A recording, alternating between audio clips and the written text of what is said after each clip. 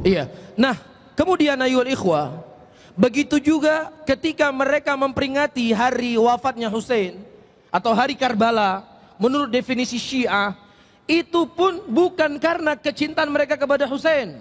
Ali bin Abi Thalib terbunuh dalam keadaan zalim. Kenapa mereka tidak memperingati hari wafatnya Ali? Kenapa mereka memperingati hari wafatnya Husain? Karena Husain punya istri dari kalangan mereka. Nah, maksudnya dari negeri mereka, bukan dari Syiah ya, dari kalangan mereka. Inilah sebab mereka sangat mengagungkan Husain. Agama Syiah berasal dari Yahudi, dan Yahudi tidaklah menjadikan pegangan dalam agama mereka kecuali asabiah kepada sukunya. Kenapa saya katakan demikian? Kenapa Yahudi tidak mau beriman kepada Rasulullah? Allah mengatakan ya'rifunahu kama ya'rifuna abna'ahum. Mereka mengenal Muhammad seperti mereka mengenal anak mereka sendiri. Ketika masuk Rasulullah ke kota Madinah, ada dua orang Yahudi berkata, "Huwahu." Apakah betul dia itu Muhammad? Iya, dia Muhammad. Saya pastikan dia Muhammad seperti yang disebutkan dalam kitab Taurat. Apakah engkau beriman kepadanya? Wallahi, hatiku masih benci kepada laki-laki ini. Kenapa? Rasulullah dari keturunan Ismail, bukan dari keturunan Ishak, dari kalangan mereka. Yahudi mencaplok, Syiah mencaplok agama ini. Apa yang bukan dari sukunya, semuanya nggak jelas.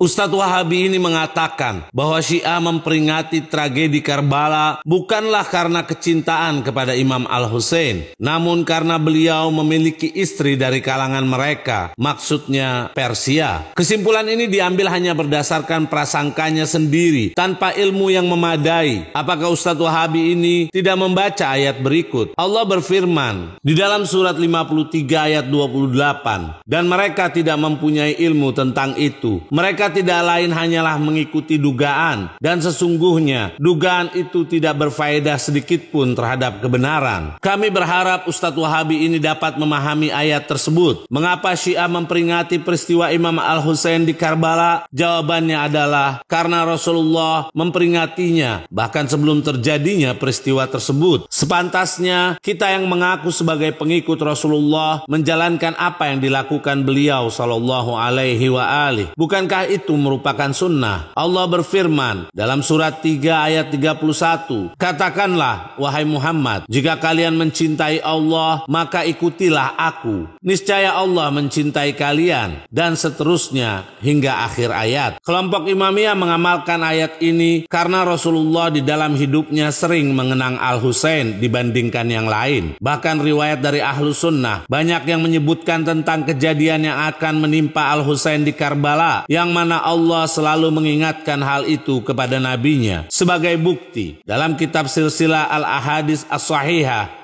karya Al-Albani, salah satu ulama Wahabi, jilid 2 yang diterbitkan oleh Maktabah Al-Ma'arif, cetakan tahun 1995, halaman 464 sampai 465. Rasulullah bersabda, Jibril datang kepadaku dan mengabarkan bahwa umatku akan membunuh putraku ini. Aku, yaitu Ummul Fadl binti Al-Harith berkata, putramu yang ini, maksudnya Al-Husain. Rasulullah menjawab, benar. Jibril juga membawakanku tanah merah.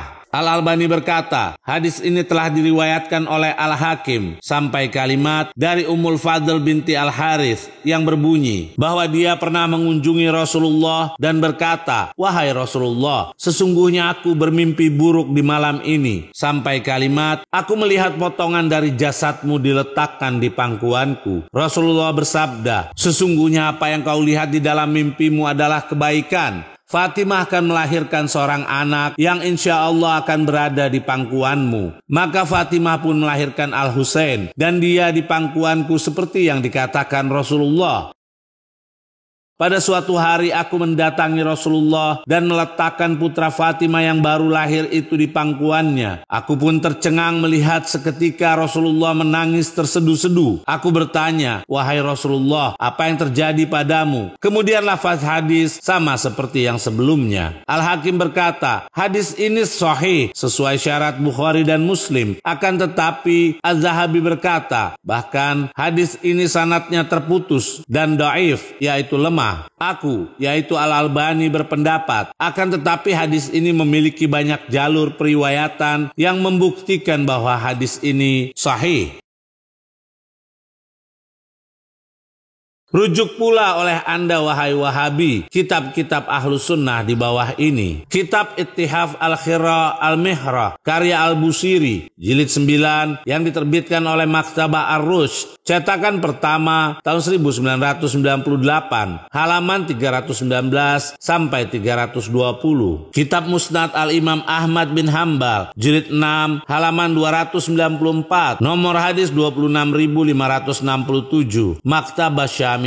Kitab Al-Bidayah wa Nihayah karya Ibn Katsir jilid 8 halaman 200 Maktabah Syamilah. Bukankah dengan cara mengenang syahidnya Al-Husain itu merupakan bukti bahwa kita mengikuti Rasulullah yang mana telah diperintahkan oleh Allah di dalam kitabnya. Bahkan Ibn Katsir mengajak kaum muslimin untuk mengenang Al-Husain. Mengapa beliau tidak menganjurkan kita untuk mengenang wafatnya Nabi? Di dalam kitab Al-Bidayah wa Nihayah karya Ibn Katsir, salah seorang ulama Ahlus Sunnah, jilid 8 yang diterbitkan oleh Maktabah Al-Ma'arif halaman 203. Ibn Katsir berkata, sepantasnya setiap muslim bersedih atas terbunuhnya Al-Husain karena beliau termasuk tokoh muslimin, ulama dari kelompok sahabat dan putra dari putri Nabi sallallahu alaihi wa alihi, di mana Fatimah adalah sebaik-baiknya putri Nabi. Al-Husain adalah seorang ahli ibadah, pemberani dan dermawan.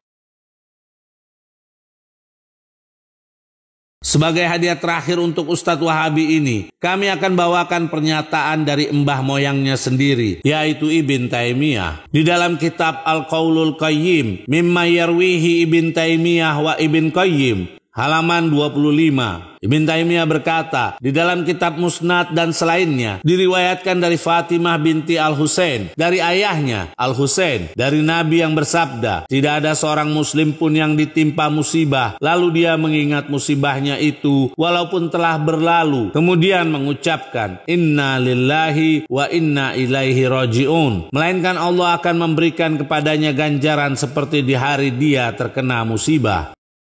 Hadis ini diriwayatkan oleh Al-Husain, lalu diriwayatkan oleh putrinya Fatimah yang menyaksikan pembunuhan beliau. Allah telah mengetahui bahwa musibah Al-Husain akan tetap diingat sepanjang zaman. Kami tegaskan, Allah telah mengetahui bahwa musibah Al-Husain akan tetap diingat sepanjang zaman. Masih banyak riwayat yang berkenaan dengan Imam Al-Husain yang disampaikan oleh Nabi. Namun pada video kali ini kami rasa cukup. Dan pemirsa dapat membuka channel Ansarus Sunnah di YouTube untuk melihat video-video lainnya berkenaan dengan Imam Husain. Kemudian Ustadz Wahabi ini juga mengatakan bahwa Syiah berasal dari Yahudi. Agar nantinya menjadi jelas bagi pemirsa sebenarnya siapa yang mengambil ajaran dari Yahudi, silahkan merujuk ke link berikut ini. Judul video, dari mana Wahabi mengambil akidah? Kita bertanya kepada kelompok Wahabi, jika Rasulullah merayakan maulid, apakah kalian akan merayakannya juga? Pastinya mereka akan menjawab, iya, kami akan merayakannya pula. Karena perbuatan Nabi itu merupakan sunnah. Kita bertanya kembali kepada kelompok Wahabi, kapan kalian pernah menangisi Al-Husain dan bersedihkan terbunuhnya beliau alaihissalam? Sementara dua hal tersebut telah dilakukan oleh Rasulullah.